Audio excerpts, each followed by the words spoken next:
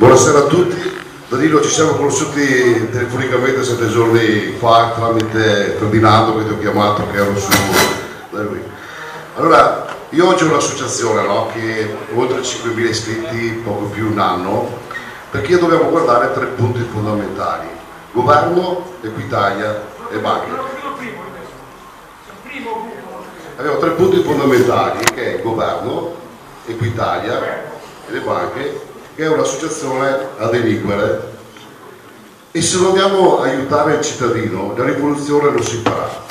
Perché io nel mio tra oltre 5.000 iscritti, perché andiamo contro questo sistema. Da una parte vado contro tutto quello che è il sistema bancario, sentendo prima il signore che ha detto delle banche, non ne parliamo perché oggi se devi andare a prenderti più di 1.000 euro li devi giustificare. Se noi pensiamo ai mutui ci applicano un tasso del 5-6%, quando il vero tasso è lo 0,88%, che è del Ministero del Tesoro. Noi abbiamo una struttura che andiamo a fare come associazione, tutta la perizia a costo zero, il cliente paga il legale e va a colpire per me. Bravissimo. Poi Equitalia. Equitalia ha l'obbligo di fare fermi amministrativi, pignoramenti, ipoteche giudiziarie sulle abitazioni, con una semplice notifica fatta da un postino. Riusciamo a annullare tutte le cartelle, rimandare di ritorno tutto quello che è, e questo è il sistema per portarti il popolo dalla tua parte, ok? Non parliamo del resto, perché per esempio il leasing che tu acquisti un immobile solo per rendersi conto come ci hanno preso per il culo per 10 anni, perché io sono vittima del sistema finanziario, del sistema bancario e del sistema di Equitalia. E il leasing, tu acquisti un immobile come può essere un'auto, il proprietario è leasing. Come mai tu vai sul sistema bancario come esposizione, che stai utilizzando come locazione di quel bene, quell'immobile, ti vendono un leasing sotto forma a un prodotto finanziario, tanto vale che faccia un mutuo.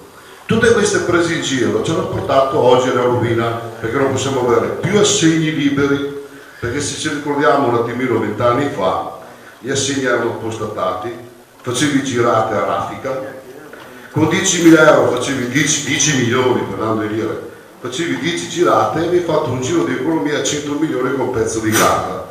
Ci sono paesi, regioni che si sono sviluppate con la carta, poi hanno deciso di inventare i derivati perché hanno visto che questo giochino funzionava bene. La grande economia ha deciso di inventare i derivati, swap e tutto quello che gli va dietro. Io sono vittima del sistema bancario, del sistema fiscale, che non so se qualcuno ha avuto l'occasione di vedere. Io ho creato anche un movimento che si chiama Italia in Mutande, perché il 10 di febbraio di quest'anno, davanti a una serie di politici, davanti a televisione, e poi ho fatto una serie di trasmissioni, mi sono spogliato e mi sono messo in mutande, perché oggi siamo tutti in mutande. Vediamo le ultime novità degli ultimi 10 giorni: chi ha fatto gli investimenti su fotovoltaico hanno dimezzato il 50% i contributi, li hanno diluiti fino a 25 anni, perciò se uno aveva una rata da 1.000 euro di canone col mutuo e aveva di introito da 1.000 euro, adesso gli ha 500 euro, perciò deve produrre altro. Ogni famiglia entro fine anno avrà un 2.000 euro di aumento di costi. La Russia non acquista più merci in Italia e abbiamo a Verona tutto l'agroalimentare bloccato. Questo è il nuovo governo che è arrivato oggi con Renzi, che è arrivato a stabilire senza voti, e ci troviamo tutti in mutande. Perciò la vera rivoluzione si parte se andiamo a aiutare il popolo a venire fuori, perché abbiamo tutta l'Italia ipotecata, tutta l'Italia bloccata, e i nostri figli che stanno andando tutti all'estero, e tutte le aziende che stanno andando all'estero, perché basta andare in Slovenia e paghi il 15% di tasse. Settimana scorsa ero in autostrada, io viaggio tutti i giorni, ho anche un ristorante, oggi ho dato a mangiare a 300 alpini a Verona. La settimana scorsa ero in autostrada, 10 autotreni, 7 targati esteri, tutti italiani, basta solo portare la società di là, puoi girare in Italia con i camion anche se non sono in regola con lo scarico e quello che va dietro, e pagano tasse al 15%. Cosa siamo noi allora? Se noi facciamo parte dell'Europa, dobbiamo avere anche noi la transazione uguale agli altri. E comunque ci sono tanti altri argomenti da toccare, questo era solo un punto che volevo fare. Ti ringrazio.